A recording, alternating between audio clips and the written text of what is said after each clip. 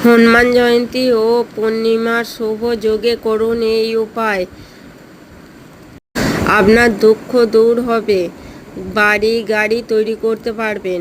প্রচুর পরিশ্রম করার পরও যদি আপনি অর্থ উপার্জন করতে না পারেন, তাহলে ভিডিওটা আপনার জন্যই। হনুমান জয়ন্তীর দিন অবশ্যই হনুমান চল্লিশা পাঠ করবেন এবং হনুমান জয়ন্তীর দিন হনুমানজির পুজো করার সময় ঘিয়ের প্রদীপ জ্বালাবেন ও সুগন্ধি ধূপ জ্বালাবেন। 108টি আকন্দ পাতায় লাল সুতো দিয়ে মালা তৈরি করবেন। লাল বা সবুজ কালি দিয়ে জয় শ্রীরাম লিখবেন আর মেটে সিঁদুর লাগিয়ে দেবেন। ক্রিয়াটি করার সময় ঘিয়ের প্রদীপ ও সুগন্ধি ধূপ অবশ্যই জ্বালাবেন। একটি পাতা, এই মালা থেকে একটি পাতা হলুদ কাপড়ে মুড়ে আপনার মানিব্যাগে রাখুন।